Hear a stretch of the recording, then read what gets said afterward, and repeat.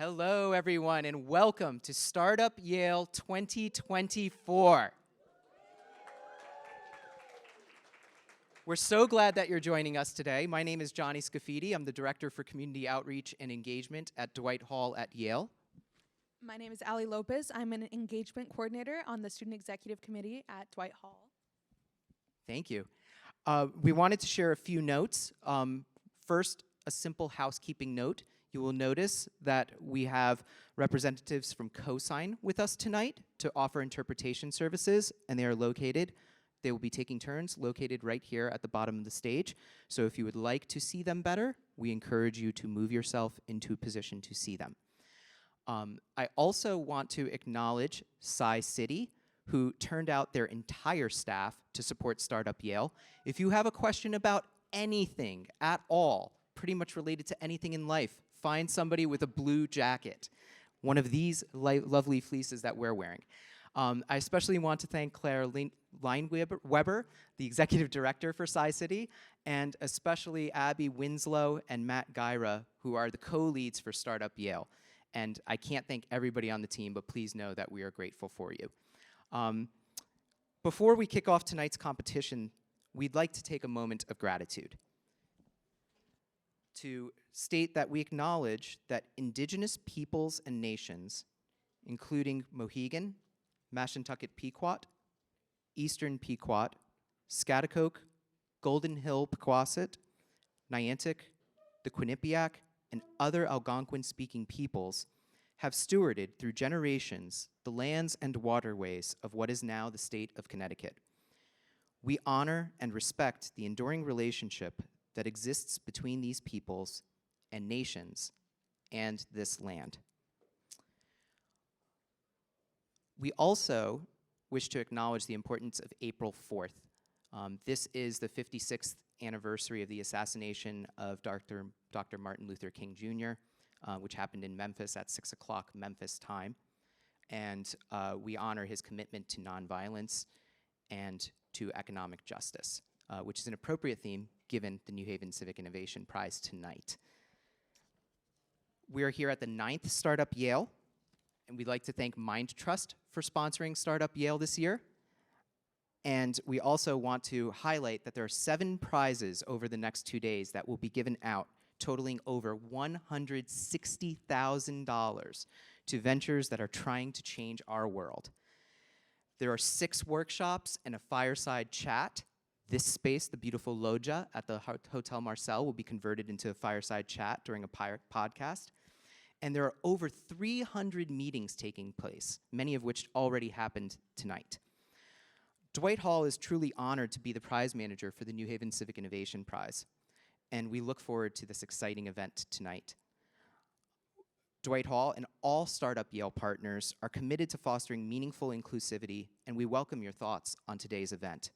Please reach out to any member of the Startup Yale team, once again, all of us in blue, with any feedback that you have to offer. Very brief bit about Dwight Hall. It is a 501c3 social profit organization that serves as the Center for Public Service and Social Justice at Yale.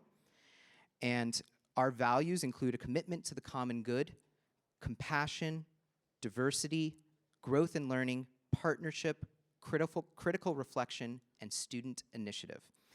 At Dwight Hall, we believe in change. We believe that change is possible and worth fighting for. And in these uncertain times, we believe change has never been more important. In this spirit, we are delighted to introduce you to our 4 finalists for the New Haven Civic Innovation Prize this year. They will remain seated because they will be the stars of tonight, and you'll see them shortly. And now that the slides are working together, you can see that Empowered Together, Fulcrum, Honeybee Project, and the Jubilee Project will be presenting this evening.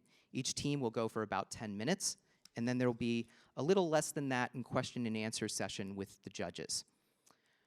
They're eager to share their stories with you, and following the pitches, the judges will retreat and deliberate to select a winner tonight. We will announce that tonight. We will welcome back the winners tomorrow at 4 p.m. to celebrate with all the other winners of the 6 other prizes at Startup Yale, so we can have a truly celebratory moment. There's also a $2,000 Audience Choice Prize tonight. So you will notice at your seat there is a ballot. We will collect those ballots up here while the judges are deliberating. You can see it on the table to the right of the stage. Speaking of the stage, to the right of the stage is a fire exit. Fire exit back there towards the corridor, behind us to the audience right, and bathrooms are back that way. So please see startup.yale.edu for information, and please check out the agenda closer to the elevators or ask anybody in blue for help. I'm going to turn it over to Allie, who will introduce our judges briefly. Our first judge tonight is Mr. Arthur W. Thomas III. Currently, Mr. Thomas is the Director of Mission Investments and Entrepreneurial Ecosystems at the Community Foundation for Greater New Haven. He leads the NHE3 initiative, which is a public-private partnership focused on building an equitable entrepreneurial ecosystem in New Haven. Our second judge is Genevieve Goborn Walker. Ms. Walker serves on a number of nonprofit boards in New Haven, including Emerge CT, Cornell Scott Hill Health Center, and Youth to Youth Network Board. Genevieve also finds time for fun through her successful podcast, Jazzy Conversations with Teef and Gigi. Her primary interest is taking care of and loving her children and amazing husband. Our third judge is Bruni Pizarro. She combines her creativity and advocacy skills as the Director of Brand Strategy and co-founder of Por la Diaspora, a cultural branding and design studio.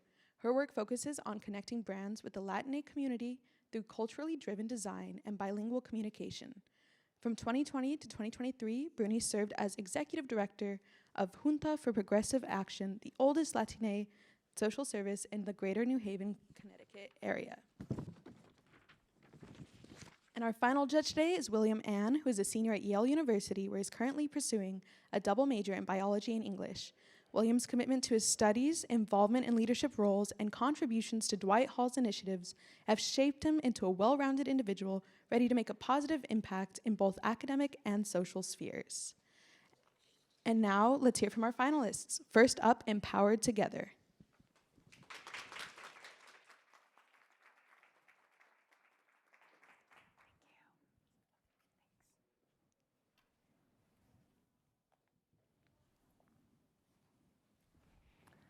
Good evening. I'm Sarah Spear, founder and CEO of Empowered Together, where we're connecting the disability community with accessible businesses via an online marketplace. I'd like to pause for just a minute and help to anchor us here in this conversation. I invite you to join me if you're an individual living with a disability or you're close to someone who is living with a disability and you're able to stand. And if you know someone living with a disability, please stand if you are able. And my reason for doing this is to have us look around and recognize that most of us are affected by disability. I welcome you to sit down. Thank you. And that's me.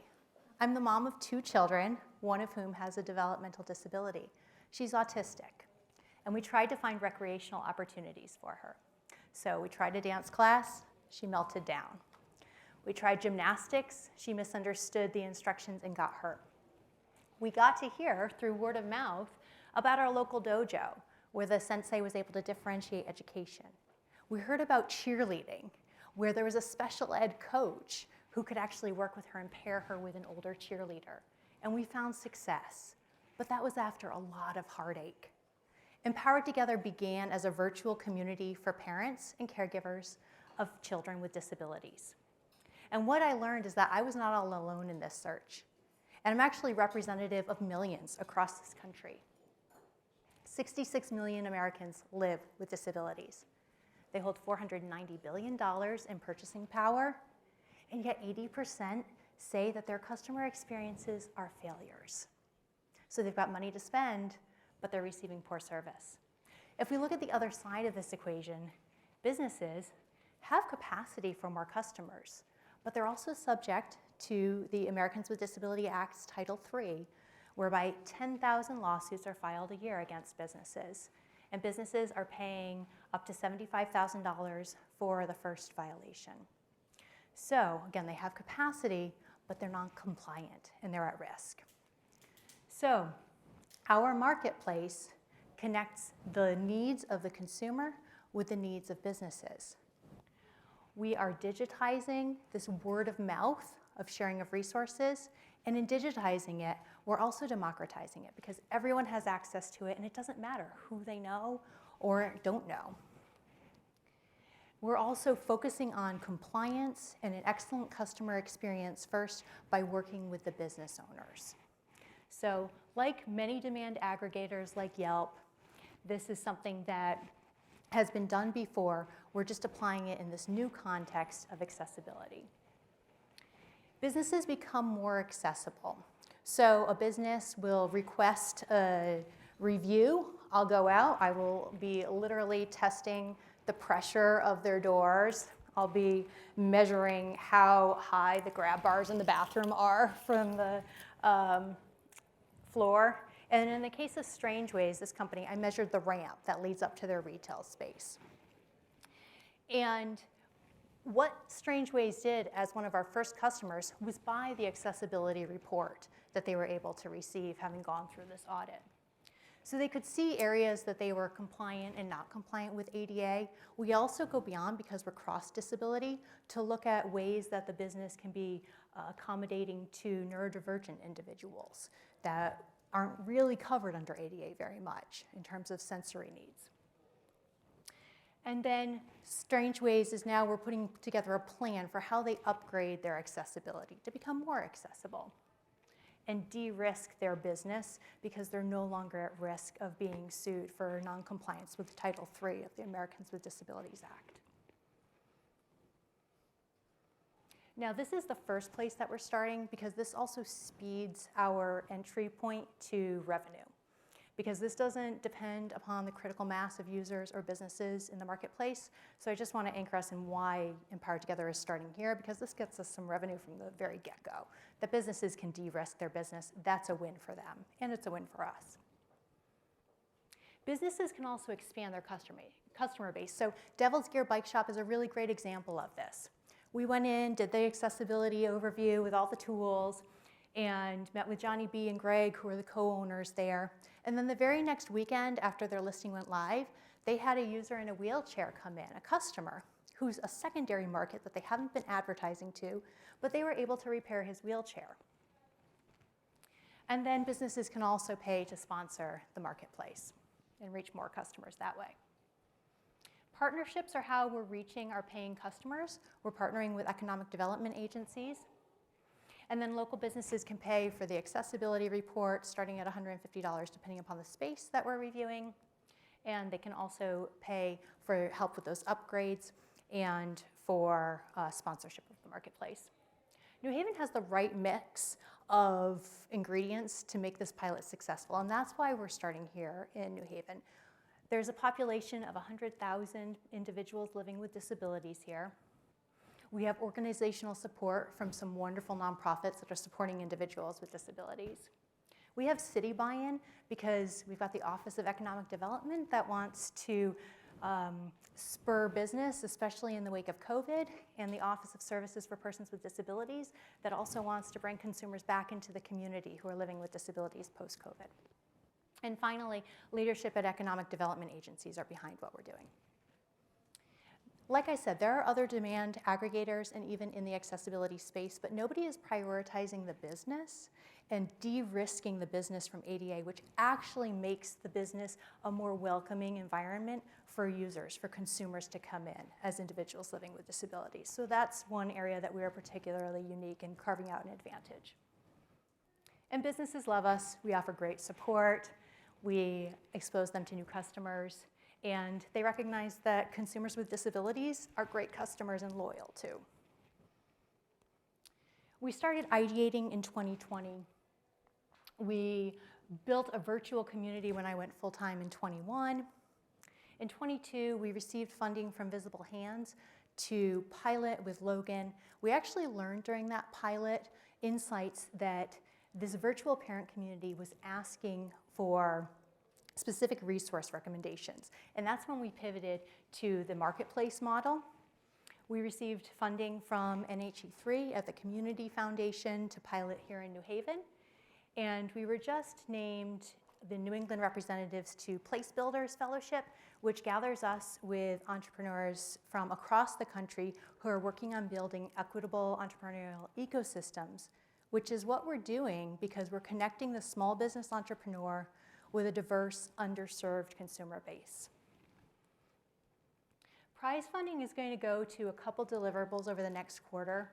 One is making the marketplace available in Spanish especially, but across languages, because Spanish speakers, Hispanic individuals, I should say, are overrepresented among our disability population in Connecticut, meaning that we're missing out on users that would benefit from this marketplace. We also are going to be using funds towards marketing, events, and advertisement to connect consumers to businesses. We have a plan, and I want to share with you how we're going to get there. We're developing a custom app as we're doing this pilot MVP, and that's going to be both for the marketplace as well as an accessibility tool. This is based on insights that we're gaining from our pilot. How can we scale when I'm literally going around with my tools and measuring things? Well, this is an accessibility tool that will scan environments that we can put in the hands of business owners, of landlords, and of real estate developers.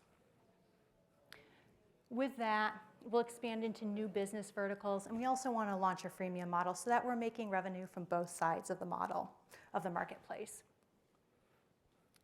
We also are looking to expand throughout the US and then build out our data capability, because we're going to be aggregating a lot of data unique to individuals with disabilities, but also businesses. And I'd like to think that as we're all aging hips, knees, back, joints, that this becomes a broader conversation than only people with disabilities. This also becomes a conversation around people who are aging and wanting to age in place, if you're like me. So how do we create businesses, communities that allows all of us to remain where we are and be a part of that community? And then ultimately, as we cross the 1 million user mark, we will expand internationally and look to a liquidity event. We have the team to accomplish this. I'm a 2-time founder. I'm also deeply involved in the advocacy, the disability advocacy space in Connecticut. We have some wonderful advisors. Daniel represents an aging in place startup. Sarah Hope Marshall comes with lived experience as a person living with a disability. And then Puneet Sangal was the director of technology I hired into my first startup, and he has gone on to have some great tech experience that he's leading here. I've also hired contract staff, which is how we've gotten to where we are.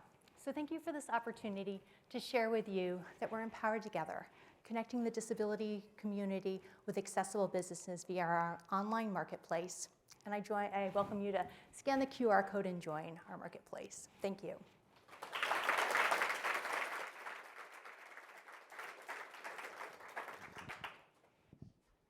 Hello, can everyone hear me? Okay, great. Thank you so much for this presentation. Very insightful. Thank you so much for sharing. My question is specifically about your strategy regarding the Latina population. I appreciate that you mentioned Spanish. It is Spanish language is a linguistic barrier, but I'm wondering, what have you done so far in terms of your proof of concept or your thinking, future thinking, the foresight, in terms of your strategy for cultural barriers that exist to sort of overcome those cultural barriers for the Latina population in the diaspora specifically? Yeah. There are 2 organizations in particular that are collaborators of ours, the Connecticut Parent Advocacy Center and the Developmental Disabilities Council in Connecticut, both of which have strong support for ensuring that resources are available in Spanish. So they are great thought partners in this work that we're doing, and we'll be working closely with them on building the strategy out. I'm also a graduate of Partners in Policymaking, and so I'm part of this broader network of individuals that include self-advocates who are Latina. And so they've been wonderful partners in this building as well to inform how we're going about this. And one of the easiest ways we're going to do it is representation of the kinds of businesses that are on the marketplace. And the first step is in getting users there that can recommend the businesses that they love. Thank you. Thank you again for an amazing presentation and for your thoughtfulness about how this can be inclusive not only for the disability community, but in considering the aging population as well. So I appreciate that thoughtfulness. My question is around small businesses. Being a native of New Haven and really seeing what it takes to build a strong economic background in the city, what have you considered regarding the cost of both the evaluation and making the adjustments for small businesses, perhaps municipal grants? I'm not sure if there are ways that you have considered how this could be a strain for businesses that are maybe wanting to be compliant but struggling with compliance. Right. By partnering with folks in the Office of Economic Development, we've got a wonderful small business consultant who can connect the business owners to tax incentives. There are a host of tax incentives available for small business owners for specifically ADA-related upgrades. There also is, in the Americans with Disabilities Act, an undue financial barrier clause. So businesses, and I'll add landlords as well, because they sometimes get left out of this conversation, but as we think about New Haven, they're very much holders of power in our community. They also are liable for ADA compliance. So that means that if they can afford to make the upgrade, it's necessary to do so. If they cannot afford it and it's an undue financial barrier, then they're expected to make the upgrade when they have the financial resources to do it. One of the most common non-compliance issues I see is doorknobs. And of course we think, oh, doorknobs are lovely, they're historic, but they're a barrier. Somebody who has limited mobility can't grasp and twist that handle, and that's a really simple, inexpensive upgrade. Get a classy looking lever and you're all set. Another one I see is bathroom signs that must be about 48 to 60 inches above the ground with braille and raised lettering on the latch side of the door. So if I'm a person who's blind or has low vision, I know where that bathroom is, I'm able to find it, I'm able to go into the bathroom the correct way. How much does that sign cost? And then to install it, a business owner could do that themselves at a very low cost. So installing an elevator is expensive, but that's not where we start. And what Empowered Together is doing is demystifying this conversation around ADA. People hear it and they start being very scared. But there's a very low barrier to entry of what business owners can do to be able to be compliant. Thank you. Yeah. Hi, Sarah. Thank you so much for your very thoughtful presentation. I was wondering if you can speak to something that was on the timeline that you shared of reaching 1 million users, and specifically, I guess, like a related question is if you could talk more about your promotional plan and how you plan to reach potential users for the app. Yeah, geographic expansion is a big one as we expand throughout Connecticut, the Northeast, Eastern Seaboard, and beyond. And so that is part of that plan. Another part is to expand into new verticals. So actually, I think I have an appendix here I can quickly get to. You're going to see all these things that you're going to have all other questions about. But this is where I wanted to get to. In our virtual parent community, we collected needs of what those individuals were looking for. Now we're starting with kind of a small pie piece here with social because there weren't other demand aggregators doing that through an accessibility lens. So that was why we're starting there. But we know that there's all this demand for transition services, parent resources, therapeutic. Just yesterday, I presented to the staff meeting for Tuesday, the Bureau of Rehabilitative Services, which is one of our partners. And one of the first questions that came from their staff is, what kind of businesses do you have to provide mental health support? So we know that's a huge vertical, and when we have more of a critical mass there, I also anticipate that we'll see a lot more users. Thank you. Yeah, thanks, William.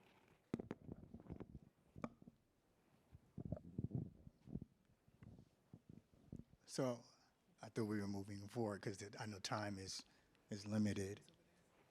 Go ahead, John. We're going to give a cheer for Empower Together.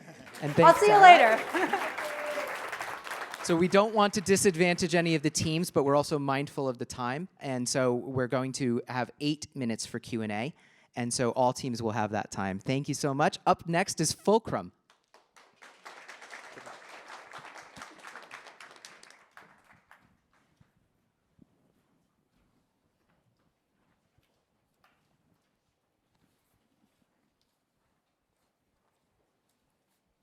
Can you just keep going? Just go, keep going.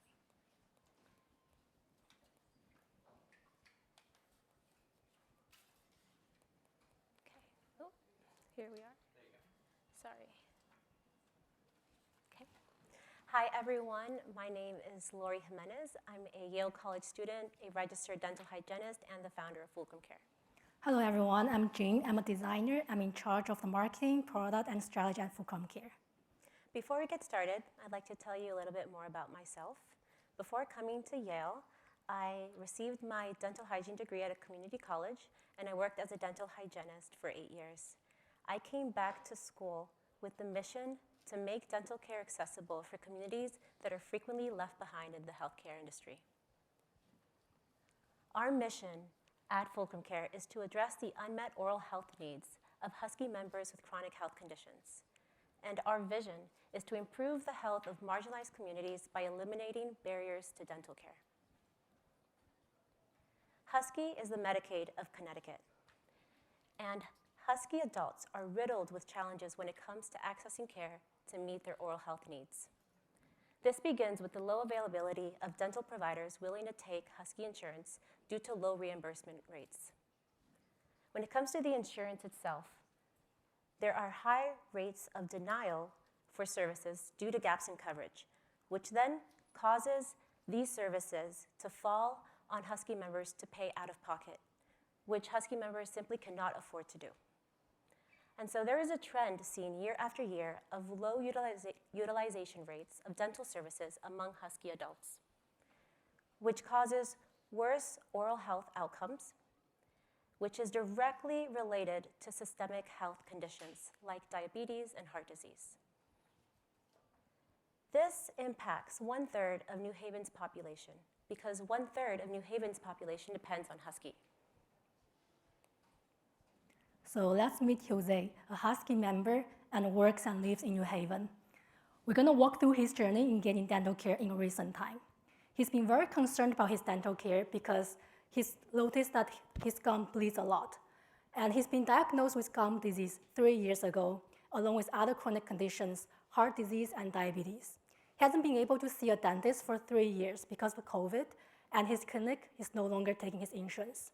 It took him a long time to find a new clinic for his insurance, and it's a 3-month wait.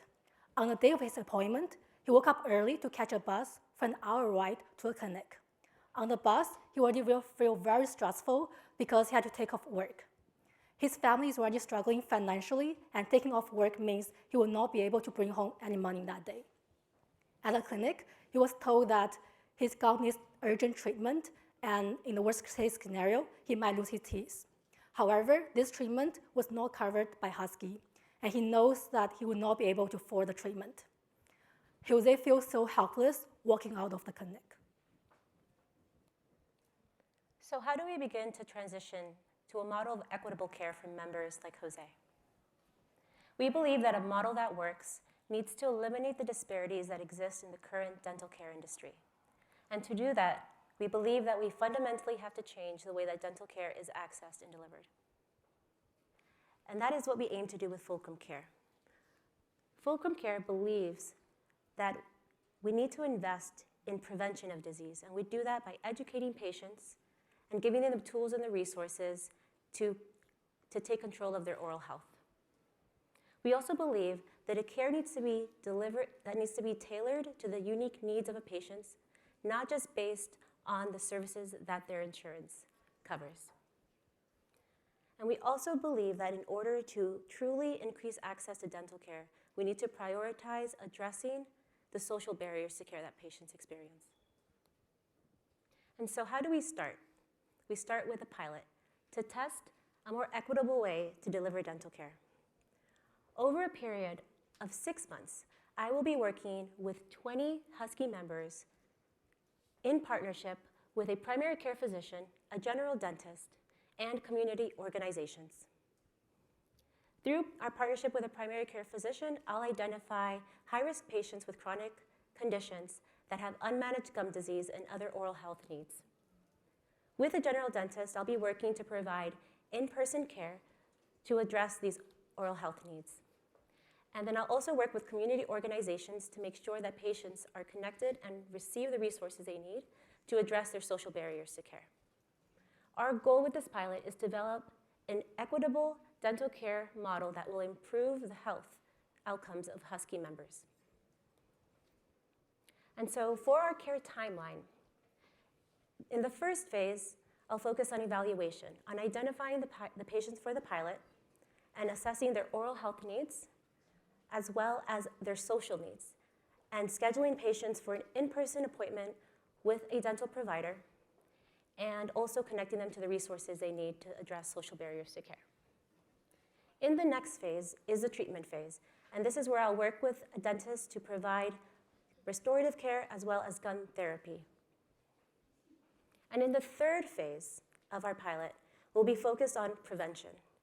And I'll work directly with patients to educate them on oral health literacy and give them the tools and the resources that they need in order to improve their oral health. And I really want to focus on this part of the pilot, which is really focused on prevention and on making sure that a patient understands the importance of their oral health and how it has an impact on their systemic health.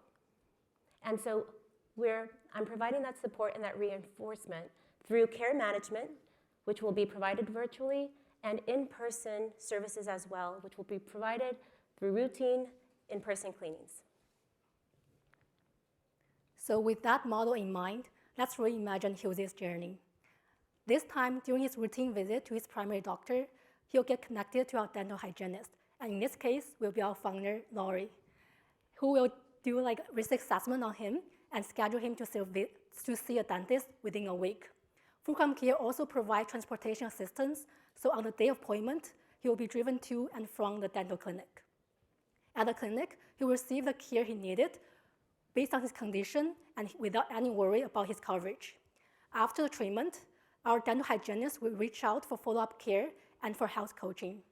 Compared to last time, Jose will feel confident and comfortable that he's in charge of his own health.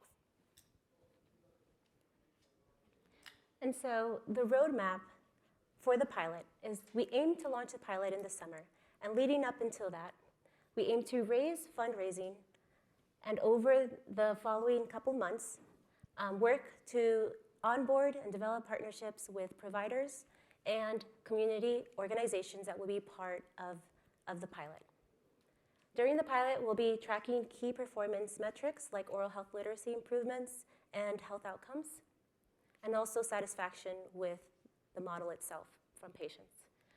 And after pilot completion and reviewing the performance of the pilot itself, if we reach our metrics, we'll then approach insurance companies like Husky to introduce this new model of care that truly meets the needs of Husky members. And we'll look to enter into what's called a value-based arrangement, which I'll talk more about in the next slide.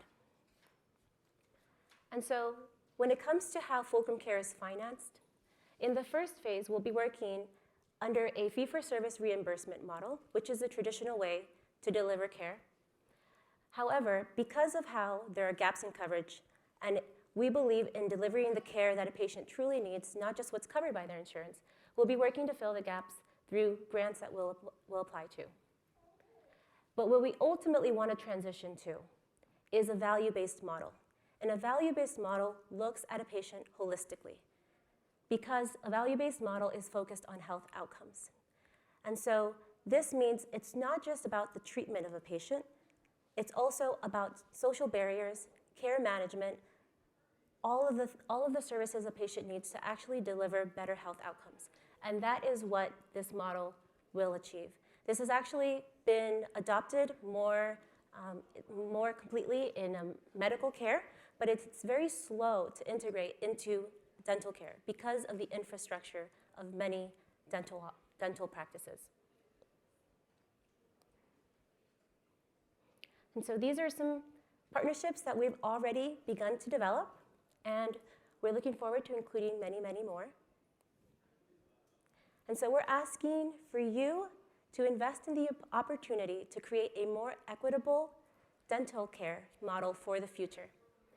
With fundraising, we'll be able to purchase the materials and equipment that are involved in patient care. And we'll be able to launch this pilot this summer and begin working with residents in New Haven. This is our team as of today, and these are our incredible advisors that are equally as committed to making Fulcrum Care a reality. Thank you.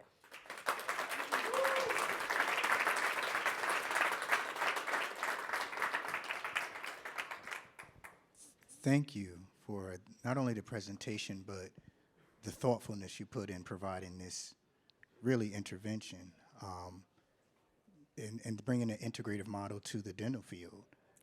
I have a couple of questions, but I think I'm trying to figure out which one.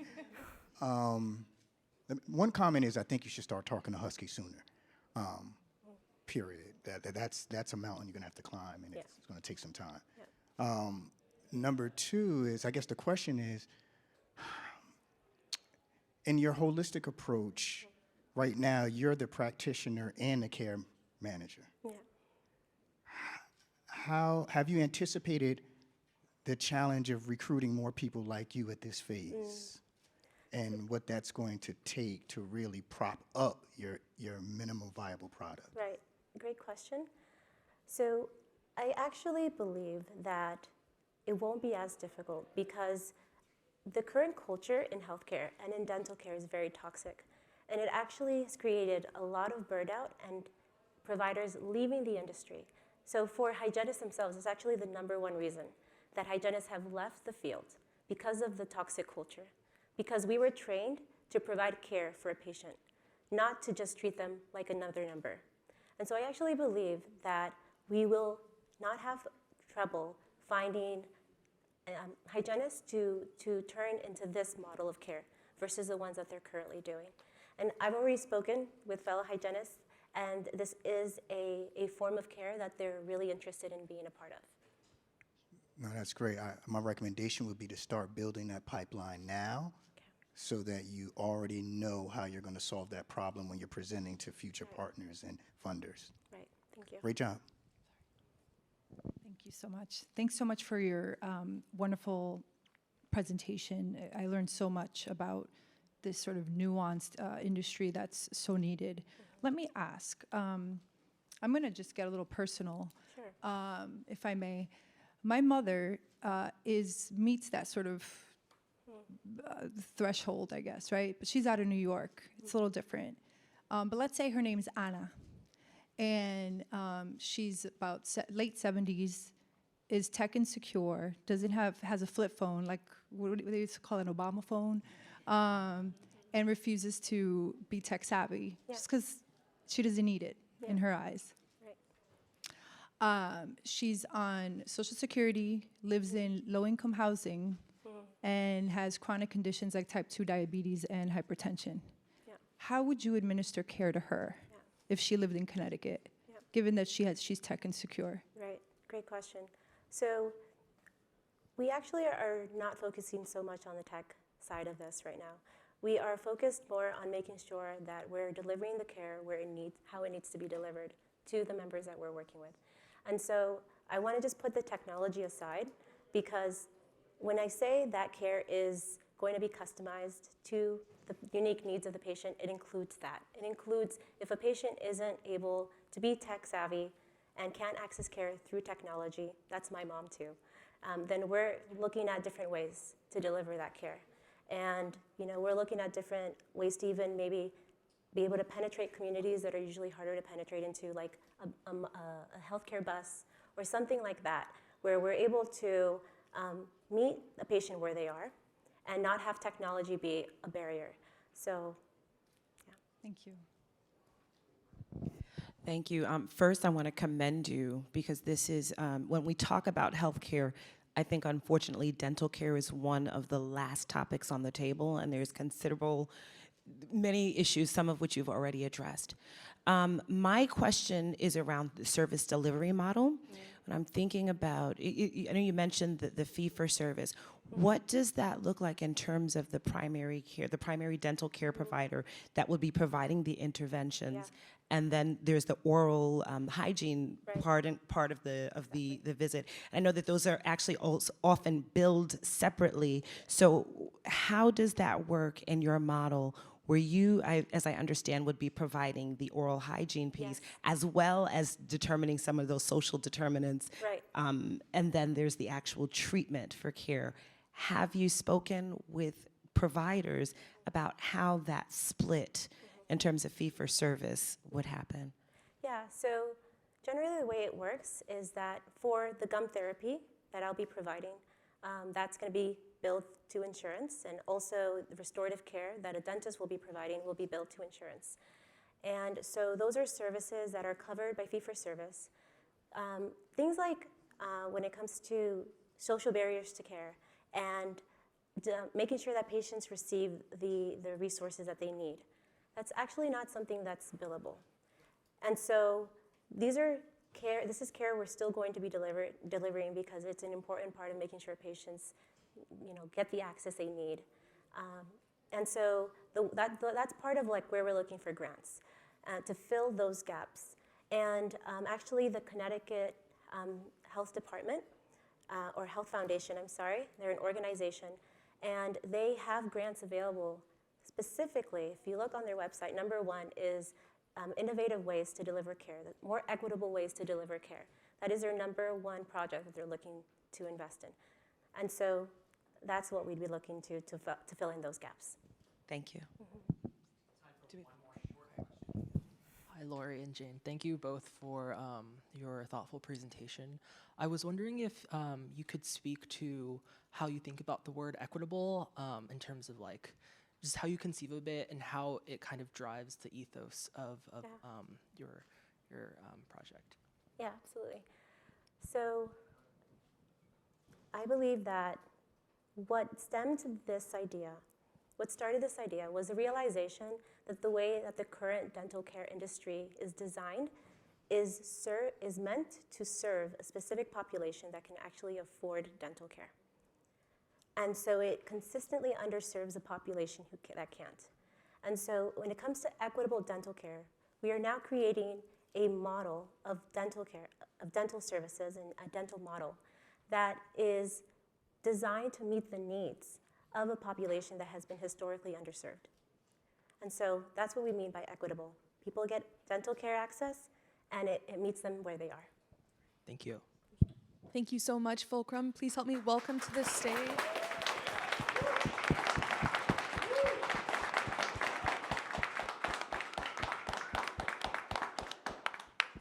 Now, if you'll help me welcome to the stage the Honeybee Project.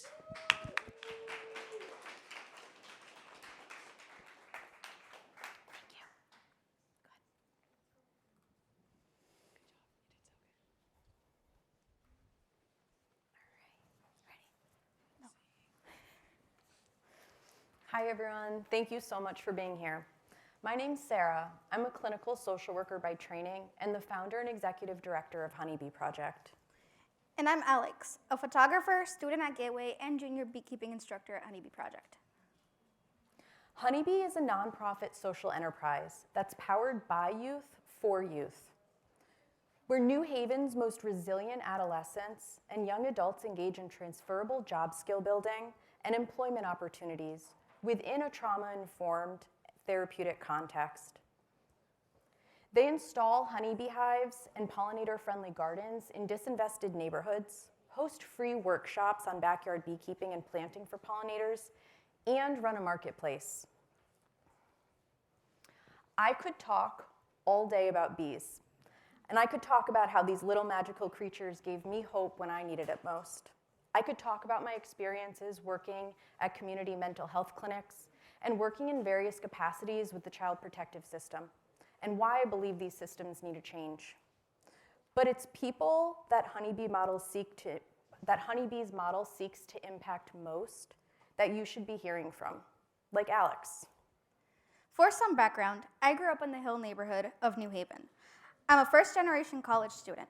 My parents moved here from Puerto Rico as young adults for family and opportunity. But still, as a child, my dad was in and out of prison, and my mom worked to support 3 kids on her own. On top of this, I went through a lot of bullying. I had lots of anxiety and discomfort around social situations. By the time I entered high school, I was having a rough time navigating being a teenager. My grades were plummeting, I had no motivation, and I could barely concentrate in class. Everything seemed like way too much. I often found myself going as far as self-harming. My school counselor thought I didn't seem well and recommended therapy. My therapist was great, but I wanted more. In 2019, my therapist proposed I try this new program, Honeybee Project, a program that would make me work with bees. The idea of being near a bunch of bees sounded, and for a fact was, terrifying. Joining Honeybee was the best decision I made that year. I had been considering for a long time to take my life, yet I found that the bees and the friends I made at the program had me saying, maybe one more day, I want to see more. Alex's experiences with mental health at a pivotal developmental age are all too common, both nationwide and here in New Haven. The headlines are hard to ignore. We're experiencing a youth mental health crisis. It's not new, but it has been significantly exacerbated by consequences of the COVID-19 pandemic.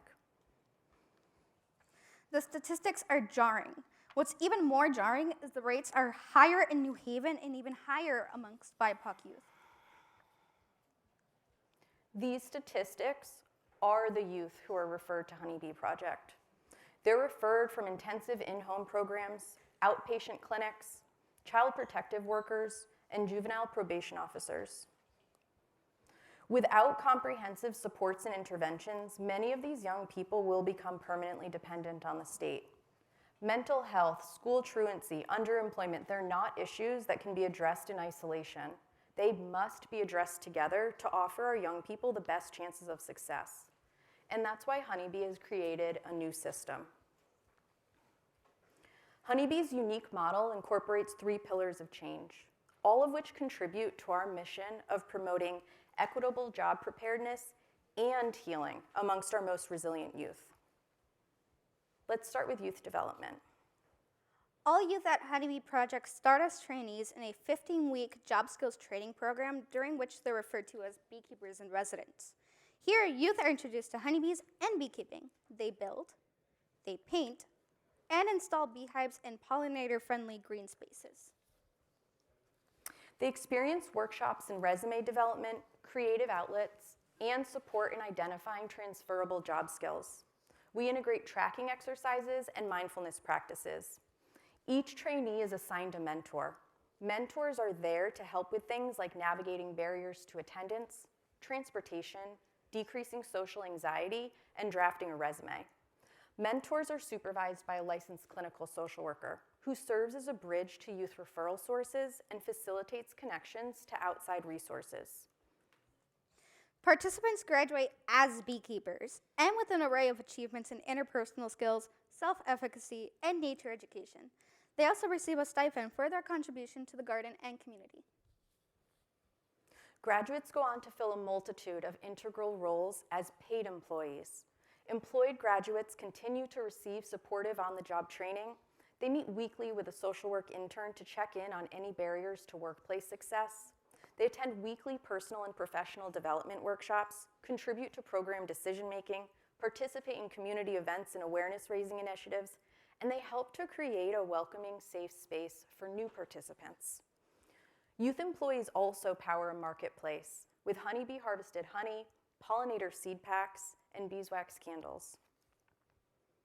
Our second pillar of change is environmental conservation. While bees and urban agriculture at Honeybee are first and foremost a vehicle for healing and workplace readiness, the benefits to our ecosystem cannot be glossed over.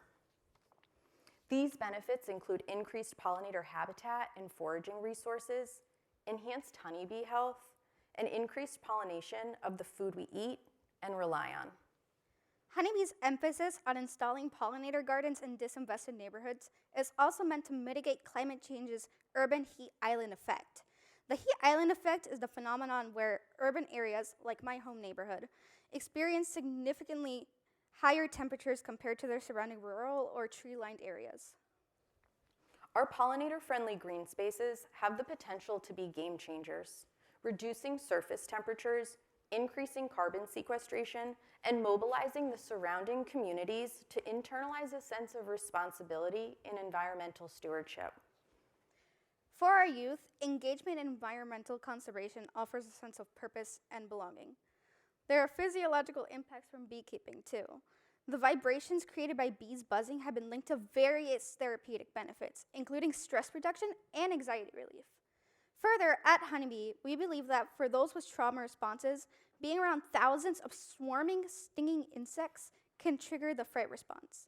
However, this time, because of a felt sense of control, there's an opportunity for rewiring and healing. Our third pillar of change is community engagement. Communities in which the gardens or lots live are invited to take part in various free beekeeping workshops. These community hive checks are co-led by Honeybee's youth employees, like me, who have been promoted and undergone a specific bee-centered curriculum.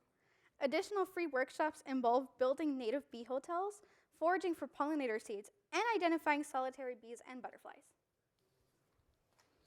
Our team includes an exceptional array of full-time and part-time staff and volunteers who help with everything from building garden beds to throwing birthday parties for our youth, to programming, to accounting and payroll. Our lead beekeeping instructor has over 20 years of experience beekeeping and working in nature education. Our mentorship coordinator is a licensed clinical social worker who runs a full-time private practice. And we can't forget our board members, who are with us every step of the way. Since 2020, our inaugural board has grown from a group of 4 to a group of 9. We've collaborated with an array of community partners and received support from some incredible small businesses, community groups, local foundations, and state and federal agencies. Now, let's talk about what we've done and where we're going. Since launching our first cohort in 2018, we've graduated 38 youth from our training program and demonstrated a 96% retention rate. We've developed a diverse, predominantly youth staff with a wide array of lived experiences. 80% of Honeybee's current youth staff have been employed with the organization for 3 years or more. We've witnessed alumni go on to secure managerial positions in the food service industry, start their own businesses, volunteer with local food justice groups, and be admitted to local universities. Preliminary data gathered from 4 training cohorts shows that beekeeping as a complementary health practice is working. From inventories administered at the start and conclusion of the 15-week training program, we've seen consistent and sizable decreases in anxiety, depression, and trauma-related symptoms. When it comes to our environmental impact, we've established and presently maintain 9 garden sites across 2 cities. We've installed and care for 40 honeybee hives and 11 native bee hotels and planted over 25 distinct garden beds and 5 pollinator-friendly trees. Our team has brought workshops to private schools or public schools across New Haven, daycares, homeschooling groups, and universities. In 2023 alone, we presented on honeybees and the importance of pollinators to over 1,800 children, adolescents, and adults. Over 30 mentors have been trained and supervised in trauma-informed practices. So what's next? We want to continue to grow, to lay our foundation here in New Haven, and to increase our impact on our local youth who need it most. We were just awarded a USDA grant, $80,000, which covers the equipment and staff time to build out the very first commissary honey house and training hub in the Northeast. What's a honey house? Common question. There's a picture right there to the left, and it's a space with commercial-grade equipment to harvest honey and render beeswax. The time it takes us now to harvest our honey is approximately 4 hours. That will take 15 minutes with this equipment. Our honey house is going to be slightly different than the standard honey house. That's because it'll be open to rent on a sliding fee scale to beekeepers and entrepreneurs across the state. Our team will offer guidance on the most up-to-date policies and regulations around jarring, retailing, and operating a honey business. It's certainly exciting, but we can't make use of this USDA funding without a space. An innovation award would cover the additional necessary expenses to rent a facility and actualize this honey house as soon as this summer. What that means is increasing training opportunities for youth sooner.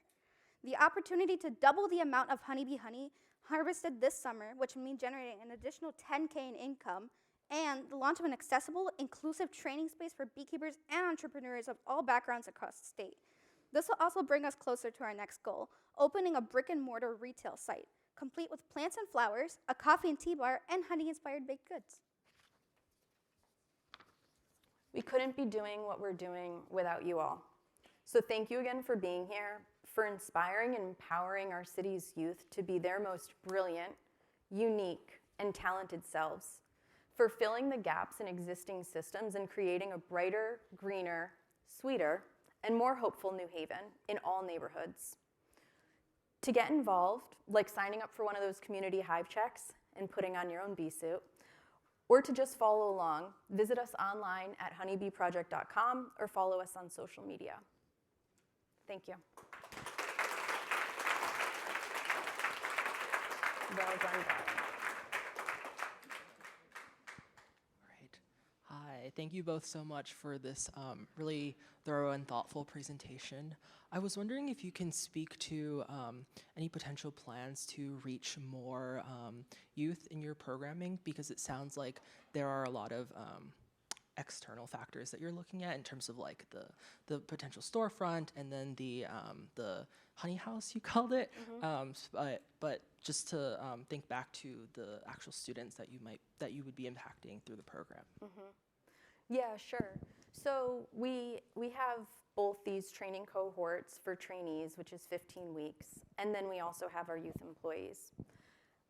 And then we have this desire to be as self-sustaining as possible. So we received funding 2 years ago that allowed us to triple the size of our programming. So we're now operating 2 to 3 training cohorts a year, whereas we had been doing 1 a year. And so we are finding that that's our sweet spot for training cohorts. And we also intentionally keep them small to allow for comprehensive services and supports. The reason that this year we're focusing on expanding to a space and a honey house is because that will generate additional revenue to allow us to continue to sustain servicing trainees in the future. And that's really important to us. So we'll be getting revenue both from rent, from services, as well as from the increased honey that we'll be able to harvest and sell. Thank you for just the this innovative approach to a crisis. I was touched by the story and the stories that I see in this, and I think William pretty much captured all of my questions. Because I was thinking about revenue generation, I was thinking about scale, because I'm thinking about the impact that you're obviously having on young people and your ability to sustain that. And so you also make sales off of merchandise as well, right? Make revenue off of merchandise. Your workshops in the public school system, is that proprietary? Did you create the programming for those workshops? Is that something that potentially could be licensed and scaled and sold or shared with the? It is. As are the training curriculum. You know, we've gotten interest from other organizations around the world. We've had organizations from other countries who have reached out to us, and we are an open book. We're here to help. We want other people and other organizations to make use of this information and make use of what we've learned along the way. So all of that we're happy to share and to guide. There may be room for consultation in the future. Last summer was our first year with a full-time beekeeper. Prior to that, we were primarily just volunteer run. And so last summer, we were also able to generate a sizable income from doing workshops and those presentations for corporations, for like the homeschooling group. They were able to offer some compensation for those services. We offer it on a sliding fee scale because again, what's most important is that we make this accessible to everyone. Now, that was my question. So there's a certification for your training program too that you can give. Now, that's great. I'm glad you're thinking in that way. Yeah. Good luck. Thank you. All right, real quick. Okay. Do you have a short question? Go ahead. Yeah, my quick question is, thank you so much for your presentation and for sharing that powerful story. I'm like rooting for you, and this is so exciting. So, thank you. So, question: the brick and mortar model. Why go there instead of going maybe pop up or meeting folks where they are in the neighborhoods? Like, let's say it's the Hill versus going downtown or Fairhaven. I don't want to make assumptions about where the brick and mortar would be, but why the brick and mortar? I think that's a great question. And we have space and we've created space to reevaluate every step of the way. So that has been a long-term goal from the get-go. And right now we are doing pop-ups. And it's our youth who are running those pop-ups. And so previously it was, having a brick and mortar will allow for customer service. It'll allow for some of the, food handling experience. So all of these other opportunities for building job skills. And maybe we will be able to do that in another way without having a brick and mortar space. Thank you so much. Yeah, thanks. I have to say something, Johnny. You were extraordinary, young lady. It says be extraordinary. You were extraordinary. Thank you both so much.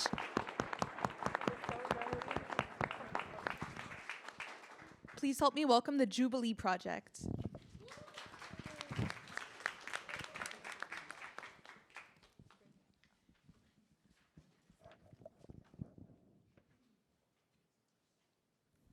Good evening, everyone. How are you? Let me just check the mic. Oh, they're live. Hello. Great. Okay. My name is Kiana Ori. We have Sinclair Williams and Matthew Denny. So I want to share a little bit about myself. My name is Kiana Ori. I'm from New Haven, Connecticut. I live in the New Hallville area, and I've been living there for 20 years. Back in August of 2021, I lost everything that I ever owned due to a house fire. What I didn't realize was I was gaining something when I lost that. Because I had neighbors at the time that I didn't know. They had a nonprofit organization, and then I got a chance to actually get to know my neighbors. And this nonprofit organization, the Jubilee Project, was able to help me purchase my first home. So the Q story is what we want for all of our neighbors. We love our neighbors. We love living in New Hallville. And what we want for all of our neighbors is community ownership, because we found that there's a crisis of housing. Everyone's talking about it. Everyone knows about it. But the cause of this housing crisis in New Haven is a lack of community ownership. So we want to start New Haven's first community land trust in order to start reversing this crisis. So more about the issue. What's the problem? First, substandard housing. I'm a housing attorney in New Haven. I represent tenants in housing court. These are just some pictures from some of my clients. The mold covering an entire wall where the roof was leaking for 6 months and a landlord wouldn't fix it. 1 mouse out of 30 mice that one of my clients caught in just a number of months. It could go on. And this is just what happens when housing is not owned by the community, by the people who actually live in our communities. This is what happens. And not only is the housing substandard, but it's also unaffordable. I had another case where it was a number of clients. A landlord bought 4 houses, 3 family homes, like the ones we all live in, like the ones that are all over New Haven, in New Hallville especially. And they bought the houses, new landlord sent everyone an eviction notice, said move out in 3 days or pay a $500 to $600 rent increase. $500 a month. That's how much rent can go up, again, when the housing is not owned by the people in our communities. And if you think renting is unaffordable, owning is even worse. So as an African-American woman, it is really hard to own property in New Haven, being that I'm not the best person when it comes to finding creditors and lenders, and there actually is what is called like biases on African American people. So I faced a lot of biases and stuff like that, but being able to have the Jubilee Project by my side, they were able to help me and get me into my home. Also, when it comes to owning a home, I'm a teacher here in New Haven. I don't get paid we don't get paid enough as teachers. Let's just be honest. We don't get paid enough as teachers. So I've seen firsthand how it also affects my scholars in the classroom. I have scholars who come to school, they perform low due to the housing that they're living in. So as you see in Seclear's photos, they have mice running around and stuff like that. This creates behavior problems in the classroom for my students as well. And so in light of all of this, the housing crisis and the ways that affects everything, and also in light of loneliness and isolation and spiritual malaise and disconnection, in 2021 we launched the Jubilee Project to cultivate holistic flourishing in our neighborhood in New Hallville, relational vitality, spiritual vibrancy, and housing justice, all a part of a thriving community. And today we want to talk to you specifically about our work around housing justice. And right now we're trying to launch the Jubilee Community Land Trust.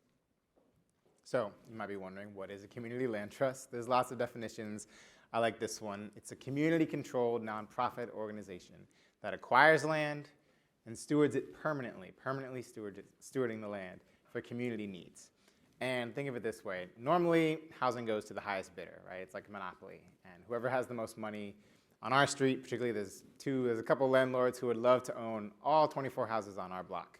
And what we're trying to do is flip this. Imagine instead of just a few landlords, whoever has the most money buying up all the housing, what if our organization was able to acquire the land, and our organization could be made up of all the people who are already living here, all the people in the housing could be part of a nonprofit to own the housing together. And this comes with huge rewards and responsibilities. The biggest reward is actual affordable ownership to the people who are currently in a community like Q to actually be able to afford to own a home. And this is possible, for example, a typical home on our block, with renovations, we're estimating, would be over $3,000 a month for a family to be able to own it. But with a land trust, which does two things. One, the land trust acquires the land and the home, and then sells ownership rights over just the building, not the land, sells ownership rights over the building, and splits it up into units. So shows ownership rights per unit to a family to own their home, have ownership, build equity, and then a family could afford that in our neighborhood with just $10.50 a month, which is affordable to a family making $42,000 a year. That's the reward, which also comes with responsibilities. Responsibilities as part of a land trust is to look out for who's coming after you, to look out for your community and for future generations. And what that means is limiting the equity appreciation, but for the reward of generational affordability. So again, for example, a lot of land trusts throughout the country, for example, Champlain Land Trust in Vermont, they'll limit the equity that a home can appreciate at 1.5% every year. In New Haven, just in the past 5 years, housing prices have doubled. Let's say they went up even 7.5%. The difference is, okay, that family that owns that unit, they won't be able to get $100,000 in equity. But they are agreeing that when they sell the house eventually, they will get some equity, and that house will then be resold by the land trust to another family at a price that that family can afford. A similar family, a family making the same income, can still afford, which makes that house affordable for generations forever, and that is priceless. So that's a land trust. It's community ownership, it's affordable ownership, and it's responsible ownership. And this works. It works around the country. This was a national survey of community land trusts. They found that 95% of them were affordable to folks below the median income for the area, and 99% of the owners did not go into foreclosure. It also solves all the problems that we've been seeing in our neighborhood. It solves the substandard housing problem, right? Because Q will tell. I wish Q was my landlord. When you live in the house, you take care of the house that you own, right? When you're actually the owner, when you're responsible. And the land trust would be able to raise funds to renovate, to maintain, and steward and support neighbors in stewarding and maintaining their houses. Again, the affordability problem. A lot of times in other land trusts we've seen people's housing costs actually go down when they go from renting to owning the home in a land trust. And then also the ownership, again, allowing ownership to be affordable to our neighbors. Oh, and then with this, as we've seen this model, we've wanted to start making some moves towards it, and Q's can talk about that. So we've been making a lot of moves towards it. Recently, they acquired 49 Sheffield, it's on the same block, which we all live on, and a sense of community. Like, I love my community. We're able to have block parties together and just to build that community bond, you know? 2 minutes, sorry, you guys. So to zoom out, we've been able to launch the Jubilee project, help Qiana buy her house, acquire 49 Sheffield. This year, we're working to renovate this property we just bought and to build out the community land trust infrastructure. And next year, we hope to then actually sell these units that are in this property we acquired, and also have a few other properties that we have others who own properties on the block who are willing to sell to the land trust. And then from there to continue to grow and develop across New Hallville. And we think this is unique. There are community land trusts around the country who are doing amazing work, but there are none in New Haven. And there are amazing organizations in New Haven who have similar kinds of approaches that are holistic with the relational depth, like CCA, who is working with families experiencing homelessness. And we may not work with those same families who are actively experiencing homelessness, but we're working with people on our block who are in danger of being displaced or dealing with substandard housing. And we hope to see that maybe even some families who come through organizations like CCA can own through the Jubilee Project. And then lastly, there's a cadre of community development organizations. But what we've heard from them is that we need all hands on deck. And then secondly, they've also told us that the stuff that the properties we're working with are outside of the scope of what they're able to do. And so we're still meeting a need while using a new method and model. And we have an amazing team of people, the people you see in front of you, as well as board members and neighbors who bring their experiences and expertise to bear. And so what do we need? We need catalytic capital. We're in an inflection point, and in particular, we're asking for support in this way to hire a part-time operations director to actually build the infrastructure needed to do the startup work to establish the community land trust so that this can grow and develop and impact lives. And so we need transformative work to address this housing crisis and racial injustice in New Haven. And when we do that work, it changes everything. So when Qiana bought her house, it wasn't just that she could get back on her feet, she could move back into the neighborhood, she could own her home. She came back and she gathers people on her front porch. She helps organize the community block party. It changes our whole community. And so with the Jubilee Community Land Trust, more individuals and families can live in and contribute to thriving community and neighborhood that can experience the joy of Jubilee. And so we invite you to join us in that work.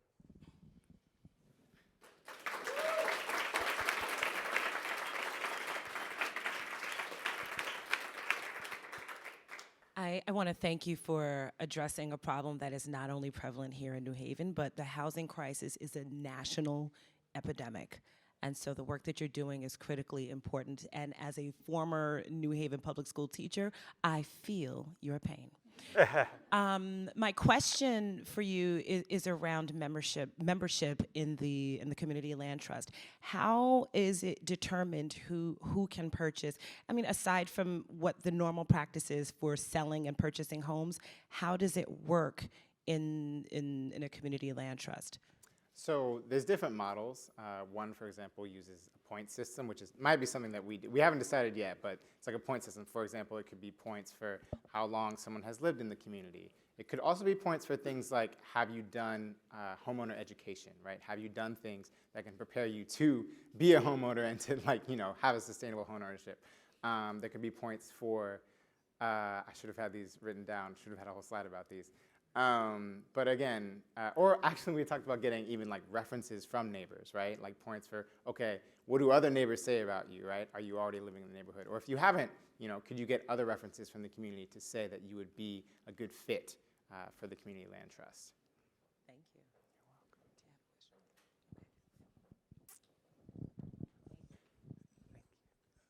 Thank you for this project, and really continuing to be an innovative approach to bringing ownership back into the community, especially, and also just what it does for a sense of belonging and agency.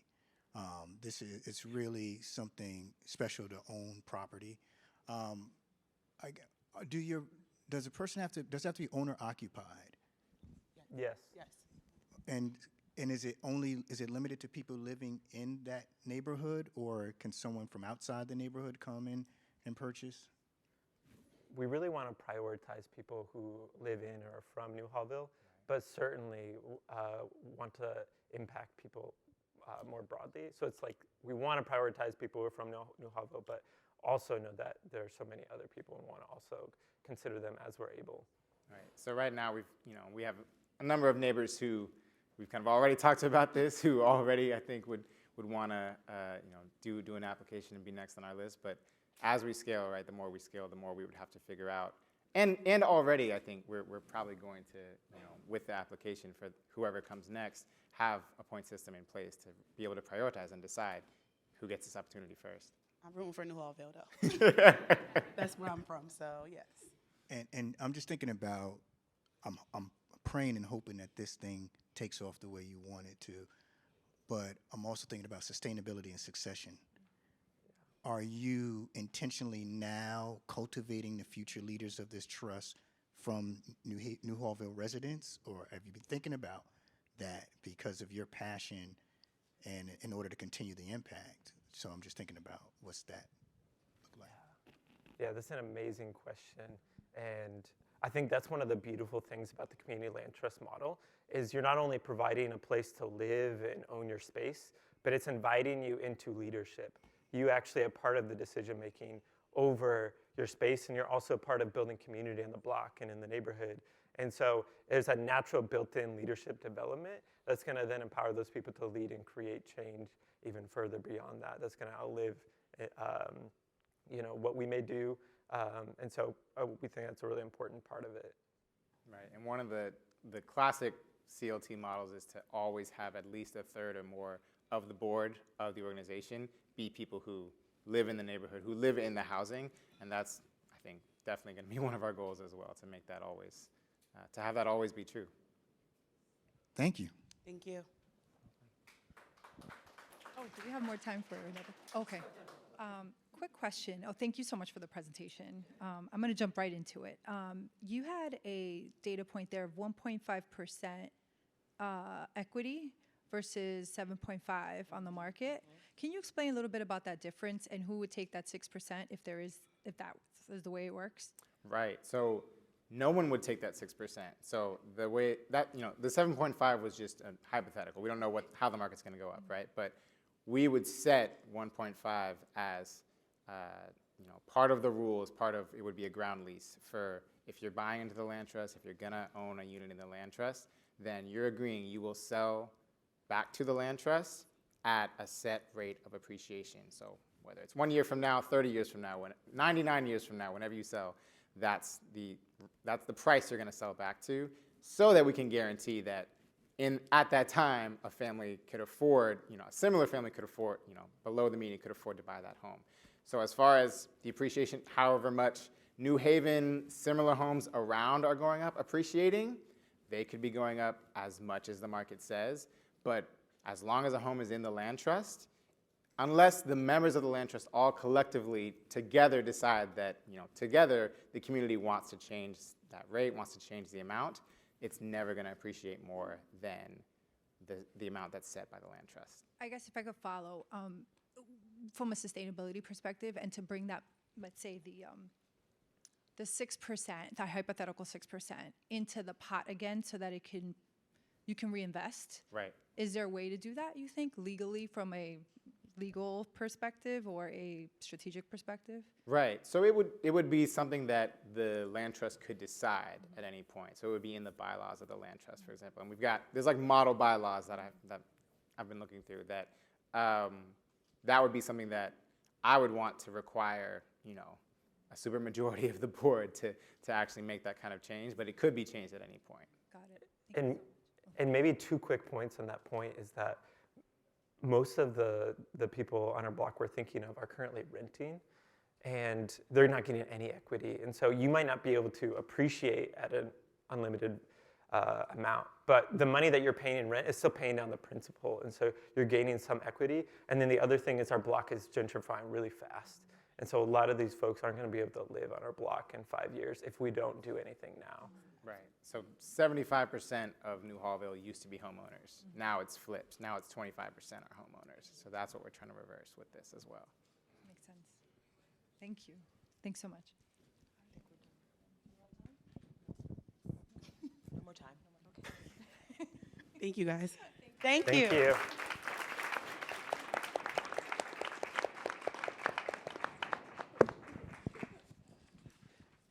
Thank you to all the teams. Everybody, please give a huge hand of applause to all the teams tonight who were phenomenal and I think really inspired all of us. And thank you for coming. We're going to do a couple things now. We're going to dismiss our judges for deliberation. They will go to the blue room along with Xavier, our programming fellow at Dwight Hall. And Cassie Tucker will bring them over. So we will say farewell for now. They will come back. But we're also going to do a little bit of audience Q&A so that you could be an informed voter in your civic duty to vote for an Audience Choice Award winner. The ballot box is to our right.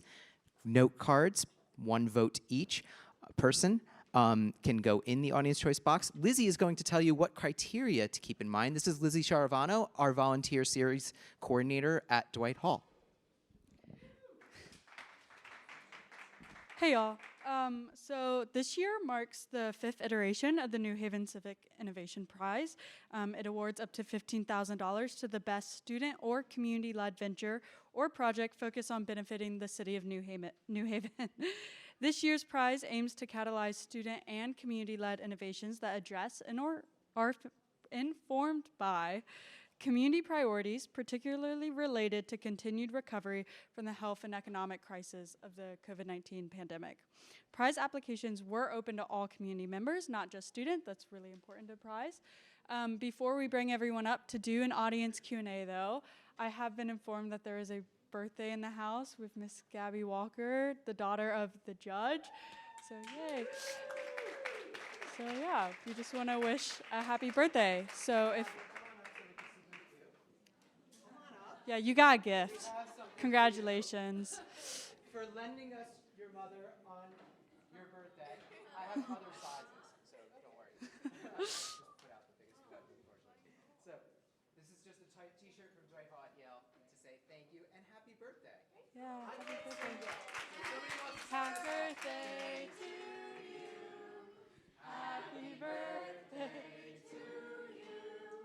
Happy birthday, dear Gabby. Happy birthday to you. Yay. Okay, so now if we can bring all of our 4 finalists up to answer some questions from the audience. And we will, sorry. So we will use this mic. Come on up, Empower Together, welcome. Fulcrum, welcome. Honeybee Project, come on up, welcome. And if somebody could come up from Jubilee, who just is taking a moment right after they finished, come on up. We're going to have a runner in the audience with one of these handheld mics, and we're going to leave one handheld mic here. So if anybody wants to kick off, you're all welcome to come up. If anybody wants to kick us off with a question, just raise your hand. You could direct it to any of the teams. If somebody has a question off the top of their head, you could start us off now, or I could start us off with an opener. All right. So I will start off with an opener for the evening, which is I'd love each team to take a second to tell us in one word how they're feeling right now after tonight's presentations. Jubilee, you can go first.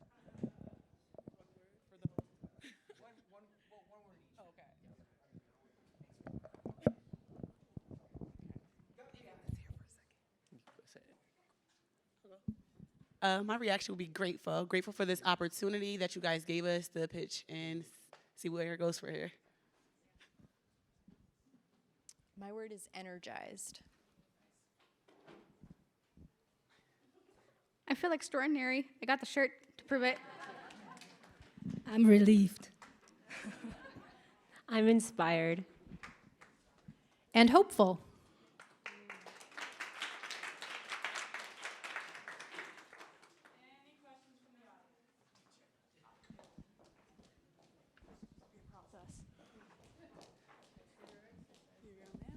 Thank you very much. My name is Katora Bryant, and I'm a long-term resident of New Hallville. So my question is, are you inclusive of all of New Hallville? And how can we all get involved and make the boundaries of New Hallville a community land trust?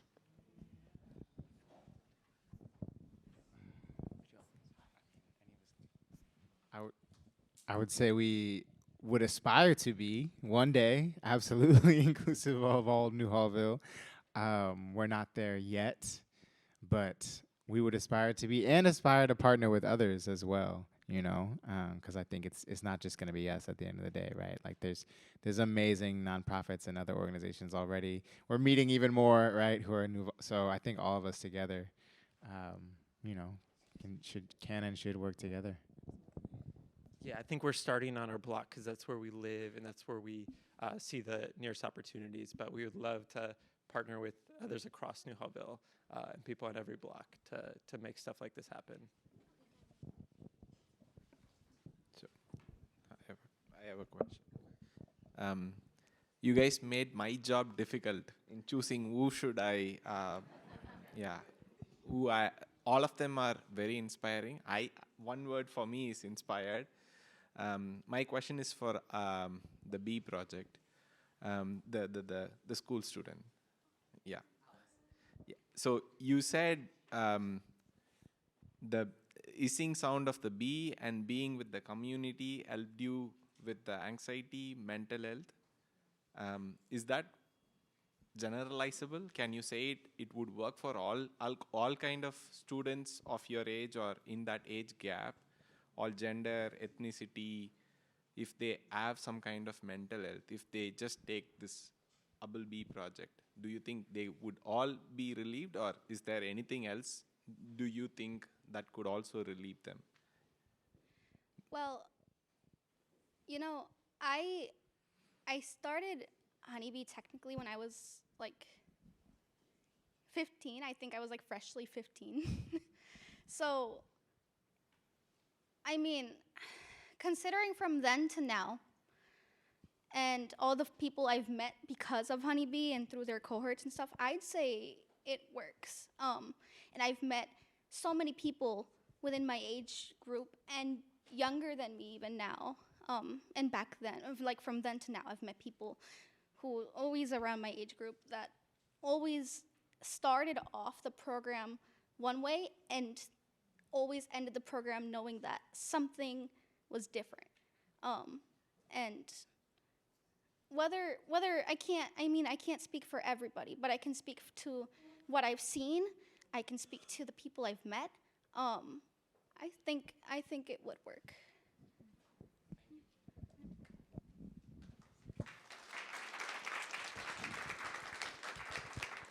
Hi, my question's for the Jubilee project.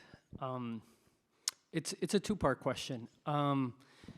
Thinking about how large development projects coming into neighborhoods like New Hallville, the education side of it, right? Because sometimes people don't really understand how large development can impact home prices, rents, and things in the area. What's been your experience with that? And two, I'd be curious to get your thoughts on like what the home buying experience is like as a community versus like going on your own. Because I'd imagine like going on your own, it's very scary, especially in a market where people are bidding like crazy amounts above the asking price. So thoughts on those two things? I'll speak for one of them that you said. The home buying experience has been a breeze, being that I had lawyers that work for like the city of New Haven that knew the process, but just having someone that really supports you and that's by your side.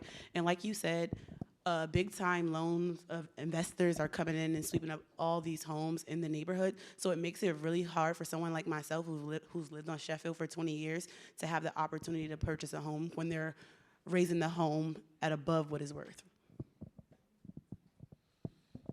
Yeah, I think exactly what you said. Those things are true, and we're trying to reverse that. That because we have intimate knowledge of the block and who knows which properties, we're actually able to have the opportunity to buy properties before the investors are, which typically they buy them before they even go to market on our block. And the house that we did buy, the person who sold it to us told us, hey, we're about to sell this to one of the more notorious mega landlords. And we were like, well, let's work with our nonprofit board, see if we can buy it instead. And so it's actually trying to give community agency instead, and hopefully make the community members thrive. Just curious, how are you able to get in before the developers? Relationships. Yep, building relationships. Hello. So I have a question for Fulcrum. So my question is, as the example you gave of someone older, as we know, dental health starts as a baby. So will you be addressing any dental needs for the younger population? And also, would you be starting at a certain age for where you are now? So where the program is now, are you starting at a certain age? And then also, do you include children? Thank you for that question. So I'll answer the second question first. So for the purposes of the pilot, we're looking to work specifically with patients who have chronic conditions. And so that means an older population.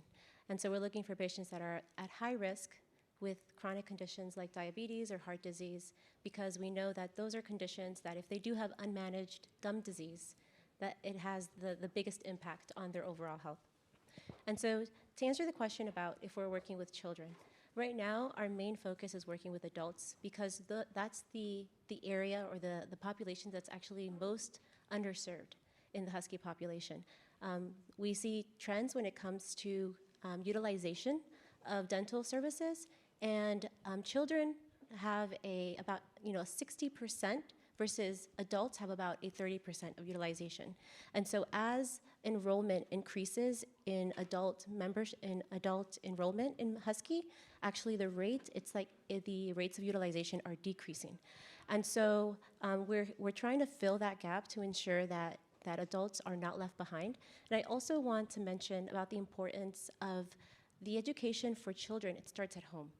And so if adults aren't receiving their own education and care for their own health, it's going to be really difficult to fill that gap and connect that to a child who is not receiving that reinforcement at home.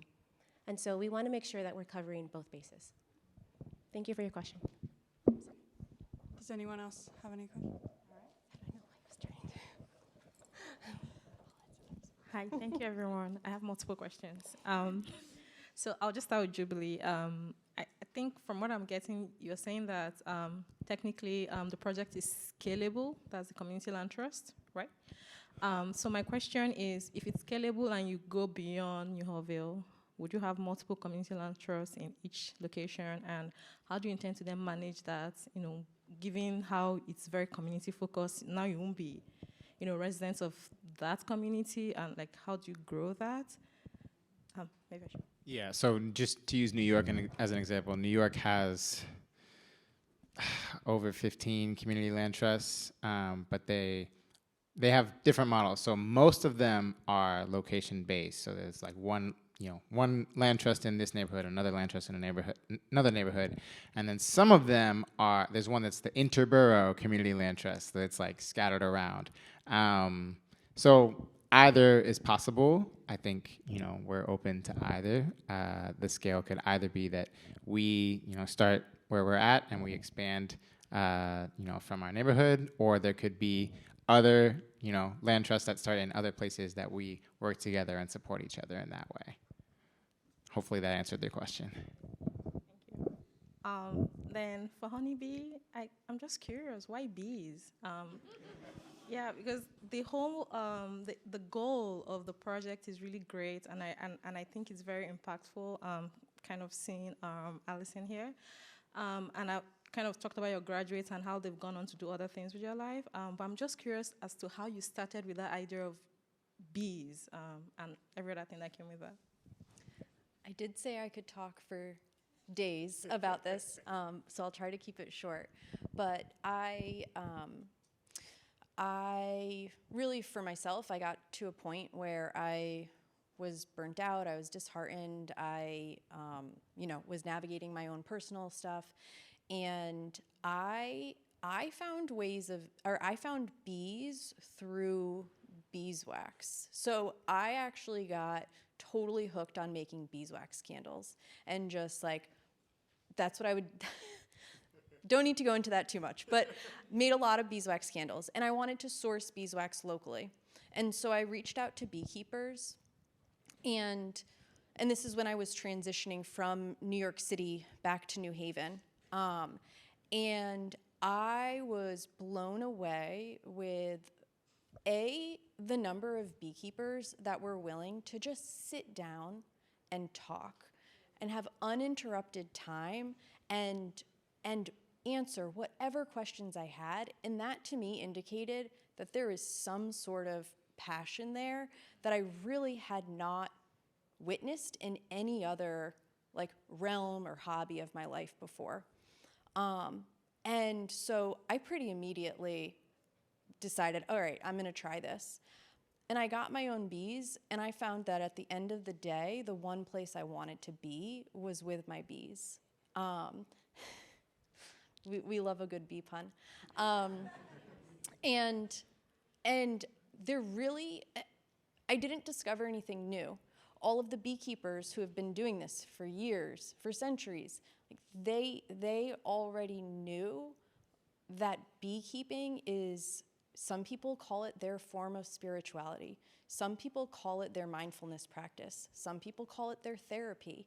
And I wish we had more time for Alex to be able, and I know she probably doesn't want me to give her the mic, but to be able to talk about it too, because when she explains the process for her of going and opening up a hive, and I think what you've said before is that everything else just kind of disappears and fades into the background. And some of that is because you have to be so present, and then some of that is the buzz, and just seeing these magnificent, incredibly intelligent, complicated creatures. We have a lot to learn from them too. So that's as short as I can keep it.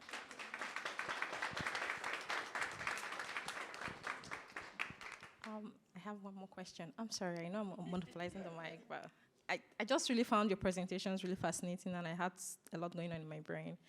For Fulcrum Care, I know this is a pilot, from my understanding, and I'm curious, I don't know how you met Jose, but I'm curious, how would you source your patients? Where would you find them? Would you go to the community and advertise this for everyone, or would you go to a specific clinic? Yeah, so great question.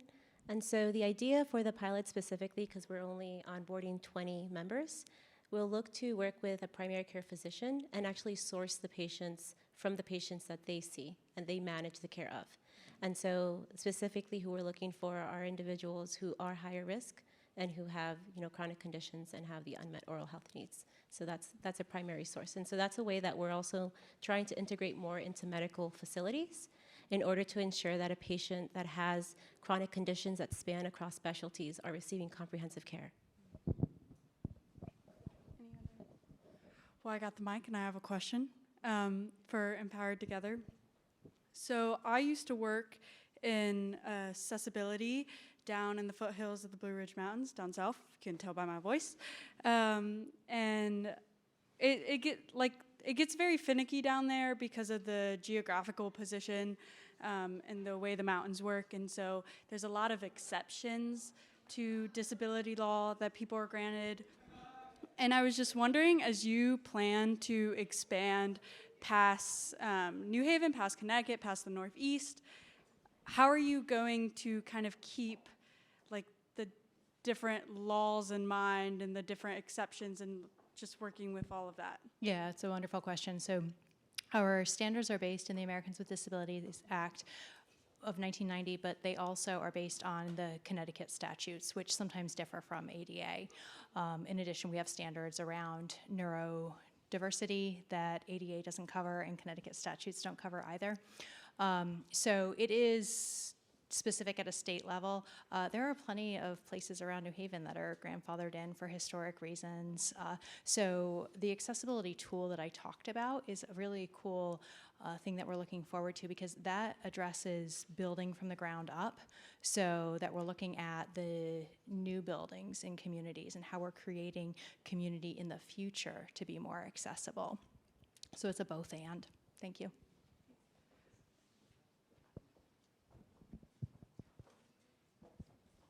I have the mic, but don't know what to do right now. The judges are back, so I guess, can all audience members make sure they drop their audience choice in the ballot if they haven't already? I think everybody has, and I think we are ready for liberation.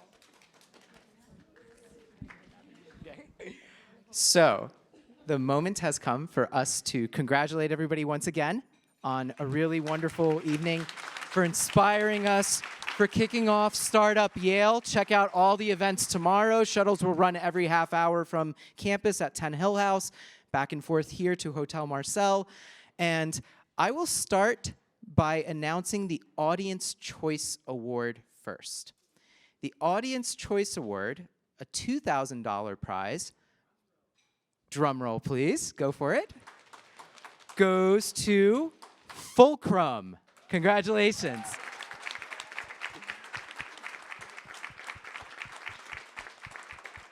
I want to thank our judges, Arthur, Bruni, Gigi, and William, for doing such a wonderful job, asking questions, deliberating, and spending countless hours actually reviewing all the applications. We had a semi-finalist pool of about 12 applications and deliberations to get down to a Final Four. It was better than the NCAA tournaments. But they did come to a decision, and as is our tradition often in the New Haven Civic Innovation Prize, it was too difficult to have just one winner. So our second place team, with an award, please keep the drum roll going, of $5,000 is Jubilee Project. Congratulations.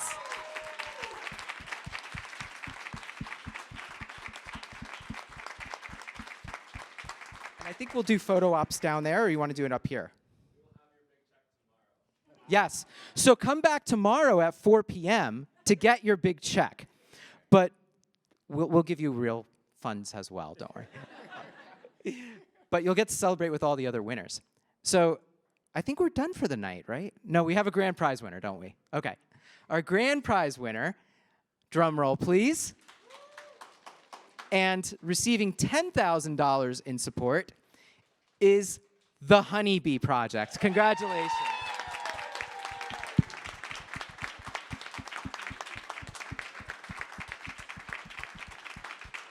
Thank you, everyone, for coming tonight. Congratulations.